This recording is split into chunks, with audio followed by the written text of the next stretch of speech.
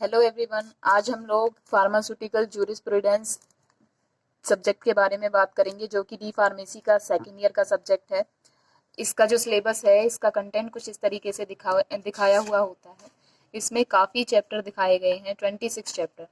But ये एक खुशी की बात है कि आप लोगों को सिर्फ 10 ही चैप्टर पढ़ने हैं। ज़्यादा बर्डन लेने की आपको कोई नीड नहीं है, क्योंकि ये 10 चैप्टर ही आपके सिलेबस में आते हैं, जिसके अंदर आपका पहला इंट्रोडक्शन आएगा। उसके बाद आपके ये चैप्टर स्टार्ट हो जाते हैं। इस बुक के अंदर क्या दिखाया हुआ होता है कि हमारी फार्मेसी में जितने भी एक्ट बने हैं चीज़ों को लेके, उन एक्ट के बारे में, उन कानूनों के बारे में आपको पढ़ना है। फॉर एग्जाम्पल, जैसे कि फार्मेसी एक्ट ये कब आया? 1948 में आया। लेकिन इसको लाने की ज़रूरत क्यों पड़ी? क्या क्या चीज़ें रहीं, क्या गलत चीज़ें हुई, इसको आने से क्या क्या ठीक किया गया, ये सारी चीज़ें आप इनके अंदर पढ़ोगे। जैसे कि पॉइजन एक्ट, आपको पता है पॉइजन मतलब जहर।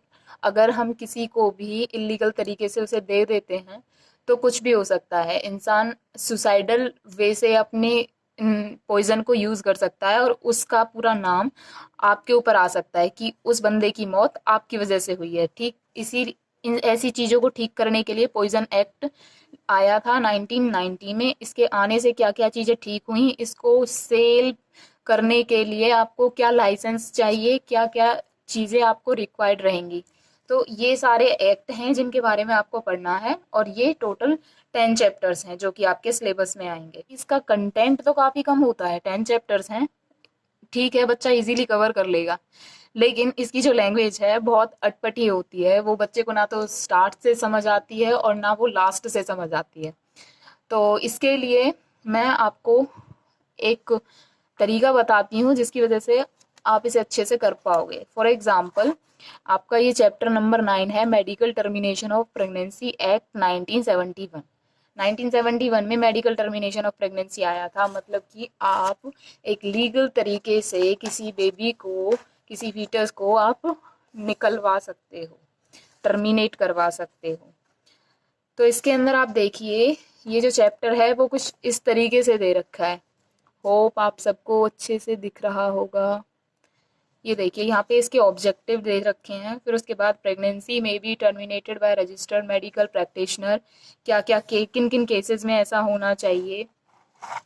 फिर उसके बाद आपका ये है प्लेसेस कौन कौन से होने चाहिए कि जहाँ पे आप ये सब चीज़ें कर सकते हो। कोई इलीगल वे नहीं होना चाहिए, सारी चीज़ें लीगल किस तरीके से प्रूव की जाएंगी। तो ये इतना चैप्टर है।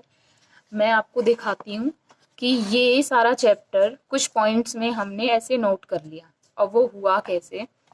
ये ऐसे इजी पड़ेगा, आप इस तरीके से आप इसे बहुत अच्छे से पढ़ पाओगे कि 1956 में एक मेडिकल काउंसिल एक्ट आया जिसने एमटीपी को लाना ज़रूरी समझा। अब वो 1971 में आई एमटीपी, लेकिन उसको लागू कब किया गया भारत में? 1972 में। इसको पॉइंट्स में डिवाइड किया गया। ये पहला पॉइंट बन गया, दूसरा बन गया। फिर उसके बाद तीसरा पॉइंट आता है कि जो एमटीपी है वो किसके द्वारा की जानी चाहिए? एक रजिस्टर्ड मेडिकल प्रैक्टिशनर की द्वारा की जानी चाहिए, जिसे आप लोग आरएमपी बोलते हैं। ये होते कौन है? वो लोग होते हैं जिनके पास एमबीबीएस डिग्री होती है। अब वो उसके बाद है कि उस एमबीबीएस प्रैक्टिशनर को उसकी क्वालिफिकेशन क्या क्या होने चाहिए, तो उसके सब पॉइंट्स बना दिए। फिर उसके बाद ऑफेंसेस और पेनाल्टीज, मतलब कि अगर ये इलीगल तरीके से की जाती है एमटीपी, तो आपको कितने साल की सजा हो सकती है और क्या क्या आपको जुर्माना भरना पड़ेगा। दूसरा, ये एमटीपी की किस जगह जानी चाहिए? गवर्नमेंट सेक्टर में की जानी चाहिए, और जो कि लीगली प्रूव्ड हो, ऐसी जगह पे की जानी चाहिए। फिर उसके बाद आता है कि एमटीपी करने की ज़रूरत पड़ती ही क्यों है? किसी बच्चे को उसके में मार देना, उस चीज़ की ज़रूरत पड़ती ही क्यों है? तो उसके भी सब पॉइंट्स बनाए गए हैं कि मैं, या तो वुमेन हमारी इमेच्योर है, उसकी एज है, वो 18 से कम है, उसे कुछ चीज़ों की समझ नहीं है, या फिर जो प्रेग्नेंट वुमेन है वो रेप विक्टिम है, इसलिए एमटीपी कराने की ज़रूरत पड़ती है। तो ऐसे सब पॉइंट्स बन गए। तो मेरे कहने का मतलब ये है कि ये इतना बड़ा चैप्टर, बिल्कुल यहाँ से स्टार्टिंग हो रही है इसकी, यहाँ से यहाँ तक वो कुछ पॉइंट्स में ही कवर कर दिया गया है। ठीक ऐसे ही बाकी चैप्टर्स भी आपको एग्जैक्ट इसी तरीके से पढ़ने हैं। अब वो होगा कैसे? आपको सिर्फ एक काम करना है, गूगल पे जाना है। उसके बाद आपको सर्च में किस तरीके से डालना है? सपोज आपका कंटेंट ये है, तो आपको फार्मेसी एक्ट के बारे में निकालना है, तो आप क्या डालोगे वहाँ पे, the pharmacy act 1948 slide share. उसमें आपको सबसे अच्छा बेनिफिट क्या मिलेगा, क्योंकि उसमें ना हर एक चीज़ क्लियर अलग अलग पॉइंट करके दिखाई हुई होती है।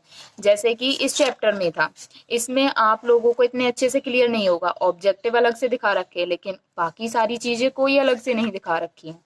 ठीक उसी तरीके से स्लाइड शेयर से क्या हेल्प होती है कि वो एक अलग निकाल के दिखा देते हैं कि ये इसके ऑब्जेक्टिव हैं, ये इसके एम हैं, ये इसे कराने की ज़रूरत क्यों पड़ती है, ऑफेंसेस क्या होती हैं, पेनाल्टीज क्या होती हैं, किसी चीज़ के लिए क्वालिफिकेशन क्या चाहिए होती हैं, तो वो सब पॉइंट्स में डिवाइड कर देते हैं। And the second and most important point कि जो स्लाइड शेयर की लैंग्वेज होती है वो इस बुक से, इस सब्जेक्ट की लैंग्वेज से टोटली डिफरेंट होती है। वो बिल्कुल एक नॉर्मल लैंग्वेज होती है कि बच्चा आसानी से उसे समझ सकता है। इसकी लैंग्वेज थोड़ी अटपटी होती है, तो इसे कवर करने का सबसे बेस्ट तरीका ये है कि आप गूगल से जाओ, गूगल पे जाके अपने कंटेंट का नाम डाल के उसके पीछे बस स्लाइड शेयर करके आपको सर्च कर देना है। जैसे जैसे वो दिखाता जाता है आपको मेन मेन पॉइंट्स अपनी किसी बुक की, जैसे हम लोगों ने ऐसे डाल रखे हैं, आप ऐसे डाल सकते हो, अदरवाइज एक नोटबुक बना सकते हो नोट्स टाइप में। एंड सबसे बड़ी बात, हम आप लोगों को ये प्रेफर करेंगे कि इसमें सिर्फ 10 ही चैप्टर्स हैं, तो आप किसी और चीज़ों के झंझट में ना पड़ के कि मोस्ट इंपॉर्टेंट क्वेश्चंस क्या होते हैं पास होने के लिए, टॉप करने के लिए क्या स्ट्रेटेजी चाहिए, इन सब चीज़ों में ना पड़ के बस इन्हें एक टॉपिक मानिए, क्योंकि ये चैप्टर्स काफ़ी छोटे छोटे चैप्टर्स हैं और आप स्लाइड शेयर से बहुत अच्छे से कर पाओगे इन्हें। तो ये इन्हें आप एक टॉपिक मान के और गूगल से सर्च कीजिए, एक नोटबुक में राइट कीजिए, और ये 10 टॉपिक्स आपने कर लिए, मतलब आपका ये होल सब्जेक्ट आप पढ़ चुके हो। So thank you. अगर आपकी कोई क्वेरी होती है या फिर आपको कुछ इस सब्जेक्ट के बारे में डीपली जानना है, तो आप कमेंट बॉक्स में कमेंट करके बताइए। हम कोशिश करेंगे कि आपकी डिमांड पूरी की जाए। Thank you.